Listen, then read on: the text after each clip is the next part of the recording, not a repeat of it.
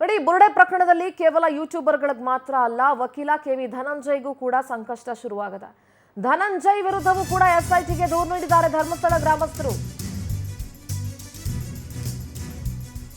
ಬೆಳ್ತಂಗಡಿಯಲ್ಲಿರುವಂತಹ SIT ಕಚೇರಿಗೆ ಭೇಟಿ ನೀಡಿ ಧರ್ಮಸ್ಥಳದ ಗ್ರಾಮಸ್ಥರು ಈ ಕೆವಿ ಧನಂಜಯ್ ವಕೀಲರಿಗೂ ಅವ್ರ ಬಗ್ಗೆ ಕೂಡ ದೂರು ಕೊಟ್ಟಿದ್ದಾರೆ. ಚಿನ್ನಯ್ಯನ ಪರ ವಕಾಲತ್ತಿಗೆ ನಿಂತಿದ್ರು ವಕೀಲ ಕೆವಿ ಧನಂಜಯ್. ಮನೆಹಾಳ ಕೆಲಸಕ್ಕೆ ಸಪೋರ್ಟ್ ಮಾಡಕ್ ನಿಂತಿದ್ರು. ಅವನು ಎಂಥ ಪ್ರಕರಣದಲ್ಲಿ ಏನು ಮಾಡ್ತಾ ಇದ್ದಾನೆ ಅನ್ನೋ ಅರಿವಾದ್ರೂ ಇರಬೇಕಾಗಿತ್ತು ಅವ್ರಿಗೆ, ಒಬ್ಬ ಜವಾಬ್ದಾರಿಯುತ ವಕೀಲರಾಗಿ. ಧರ್ಮಸ್ಥಳ ಬುರುಡೆ ಪ್ರಕರಣ ಸಂಬಂಧಪಟ್ಟಂತೆ ಧರ್ಮಸ್ಥಳ ಗ್ರಾಮಸ್ಥರು ಹೋಗಿ ದೂರು ಕೊಟ್ಟಿದ್ದಾರೆ ಕೆವಿ ಧನಂಜಯ್ ಅವರ ಮೇಲೆ. ಸುಪ್ರೀಂ ಕೋರ್ಟ್ನ ನ್ಯಾಯವಾದಿ ಕೆವಿ ಧನಂಜಯ್ ಹಾಗೂ ಅವರ ತಂಡದ ವಿರುದ್ಧ ಬೆಳ್ತಂಗಡಿ ಎಸ್ಐಟಿ ಕಚೇರಿಗೆ ಧರ್ಮಸ್ಥಳ ಗ್ರಾಮಸ್ಥರು ಬುಧವಾರ ದೂರು ಕೊಟ್ಟಿದ್ದಾರೆ. ನಿನ್ನೆನೆ ದೂರುದಾರ ಚಿನ್ನಯ್ಯನ ತನ್ನ ಹೇಳಿಕೆಯಲ್ಲಿ ಸುಪ್ರೀಂ ಕೋರ್ಟ್ ನ್ಯಾಯವಾದಿ ಕೆವಿ ಧನಂಜಯ್ ಅವರಿಗೆ ಎಲ್ಲ ದಾಖಲೆಗಳನ್ನು ನೀಡಿರೋದಾಗಿ ಕೂಡ ತಿಳಿಸಿದ್ದಾನೆ.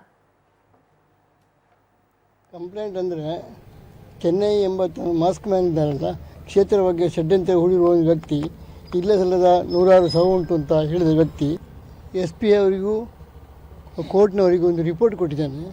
ಜೊತೆಗೆ ಅದನ್ನು ರಿಪೋರ್ಟನ್ನು ಧನಂಜಯ KV ಸುಪ್ರೀಂ ಕೋರ್ಟ್ ವಕೀಲರು ಅವರಿಗೆ ಕೂಡ ಕೊಟ್ಟಿದ್ದಾರೆ. ಹಾಗಾಗಿ ಈ SIT ತನಿಖೆಯು ಧನಂಜಯ ರಾವ್ KV ಅವರನ್ನು ಕೂಡ ಒಳಪಡಿಸಿ ಸೂಕ್ತ ತನಿಖೆ ನಡೆಸಬೇಕು ಅಂತ ನಮ್ಮದು ಆಗ್ರಹ. ನಮ್ಮದು ಆರೋಪ ಅಂದರೆ ಧನಂಜಯ KV ಅವರನ್ನು ಮತ್ತು ಅವರ ತಂಡ, ಧನಂಜಯ KV ಅವರು ಸುಪ್ರೀಂ ಕೋರ್ಟ್ನ ನ್ಯಾಯವಾದಿ, ಅವರು ಇಲ್ಲ ಸಲ್ಲದ ಆರೋಪವನ್ನು ಮಾಸ್ಕ್ ಮ್ಯಾನ್ನಿಂದ ತೆಗೆದುಕೊಂಡು ರಿಪೋರ್ಟ್ ಕೊಟ್ಟಿದ್ದಾನೆ ಅವರಿಗೆಲ್ಲ.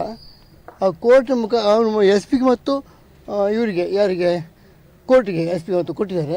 ಆ ಒಂದು ಕಾಪಿಯನ್ನು ನಾನೆಲ್ಲ ಧನಂಜಯ ಅವರು KV ಕೊಟ್ಟಿದ್ದೇನೆ ಅಂತ ಹೇಳಿದ್ದಾರೆ. ಧನಂಜಯ KV ಕೂಡ SITಯಲ್ಲಿ ಅವರನ್ನು ಕೂಡ ತನಿಖೆ ಒಳಪಡಿಸಬೇಕು ಅಂತ ನನ್ನ ಆಗ್ರಹ. ಧರ್ಮಸ್ಥಳ ಪರವಾಗಿ ನಾನೊಂದು ಭಕ್ತ, ಧರ್ಮಸ್ಥಳ ಭಕ್ತ ಪರವಾಗಿ ನಂದು ಆಗ್ರಹ.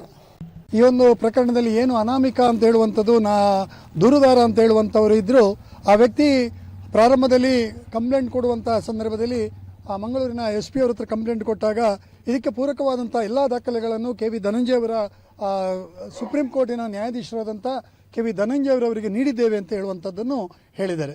ಅದಾದ ಮೇಲೆ ಇದನ್ನು ಅವರ ಇಬ್ಬರು ಧನಂಜಯ ರಾವ್ ಅವರ ಸಹ ವಕೀಲರು ಕೂಡ ಅದನ್ನು ಪ್ರೆಸ್ ನೋಟಲ್ಲಿ ಕೂಡ ಮೆನ್ಷನ್ ಮಾಡಿದ್ದಾರೆ. ಪೂರಕ ಎಲ್ಲ ದಾಖಲೆಗಳನ್ನು ಕೊಟ್ಟಿದ್ದೇವೆ ಅಂತೇಳಿ. ಹಾಗಾಗಿ ಇದರ ಬಗ್ಗೆ ಕಾನೂನು ಎಲ್ಲರಿಗೂ ಒಂದೇ, ನ್ಯಾಯವಾದಿಗೂ ಒಂದೇ, ಸಾಮಾನ್ಯ ಪ್ರಜೆಗೂ ಒಂದೇ. ಹಾಗಿರುವಾಗ ಇದರ ಬಗ್ಗೆ ಸೂಕ್ತವಾದಂಥ ತನಿಖೆಯನ್ನು ಅವರಿಗೂ ಹೇಳಬೇಕು, ಅವರಿಗೂ ಮಾಡಬೇಕು.